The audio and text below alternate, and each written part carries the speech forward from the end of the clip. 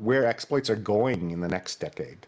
What are the topics that you think that we're going to be seeing a lot of more in the next little while? I'll throw out one because we were talking about with Ilja before. I think we're going to still see a lot of deserialization bugs in the future, and I think there's a lot of hardware analysis. So with that, what do you guys think?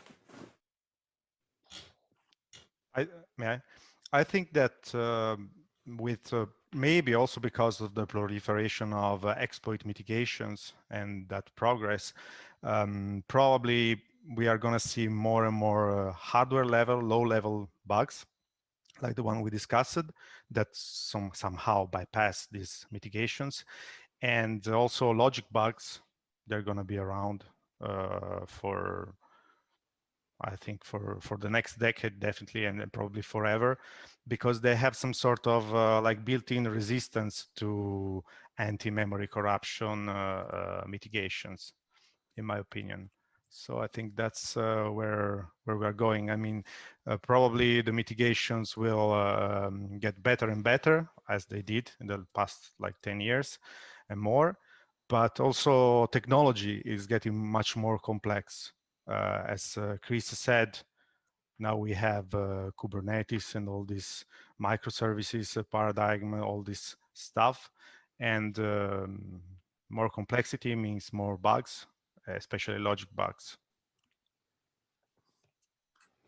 Yeah, for sure. I mean, it seems like browser bugs and exploits are here to stay, right? Given the, proliferation of browsers running everything and you having accessibility to just-in-time compilers, like Chris, haven't you seen you can run your browser in the cloud now?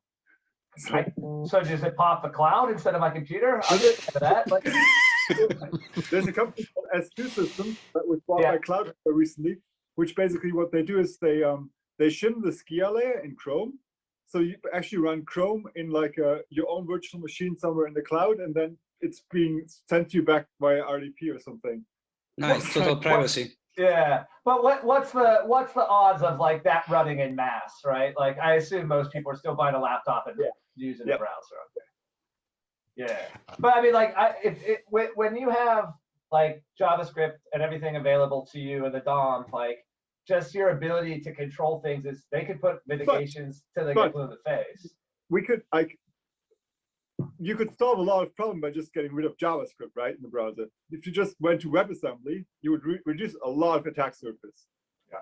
Right? Just like all that JavaScript crap. Yeah. And then I think and then with like 50% unemployment rates in Silicon Valley immediately, right? But WebAssembly is not the panacea as it is too. I mean, it's still got vulnerabilities. It's got more bubble wrap on there, but it still exposes some of the stuff in the JavaScript engine in there, and I don't think it's the silver bullet.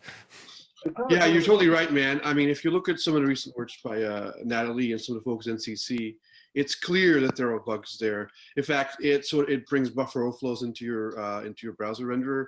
In terms of not exploiting the browser, but exploiting, a particular, executing something in a particular domain. Even though WebAssembly currently doesn't have domain access, you can tie it into JavaScript, which does give you domain access. So, like the NCC guys showed this stuff where it's like, okay, you have a buffer overflow inside of WebAssembly, and that then triggers cross-site scripting inside your JavaScript, which then gives you access to the cookies for some particular website. Right? If you get rid of JavaScript and just use WebAssembly, you solve a lot of problems. Because have a look at the optimizers in modern JavaScript engines. Like the bug density in the JavaScript engine is much higher than in a WebAssembly implementation. Yeah, honestly, I think I don't think that's practical. I think asking an entire group of millions of full stack developers to switch from JavaScript, I don't think it's going to happen. And even if it does, it's at least 10 years away. Yeah, no, I think what's more realistic is the approach that Mozilla is doing, which is saying, let's get rid of C++ in the browser and let's do it in Rust. And I think that'll be more realistic.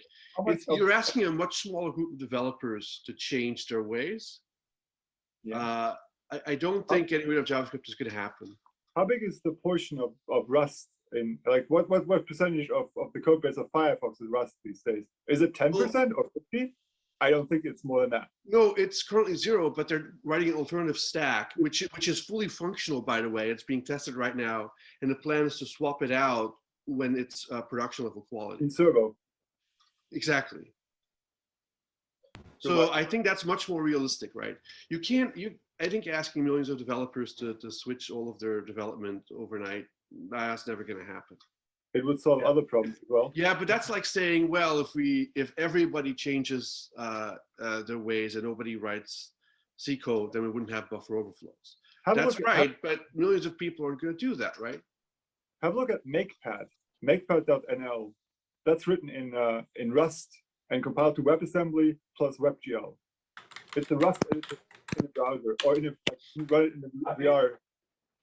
Yeah, I think, but everyone agrees here that browser bugs are going to be around for the foreseeable future, right? Oh yeah, I mean, I think there's a lot of ideas of how to, make it harder to exploit them, but I think everyone can agree on that.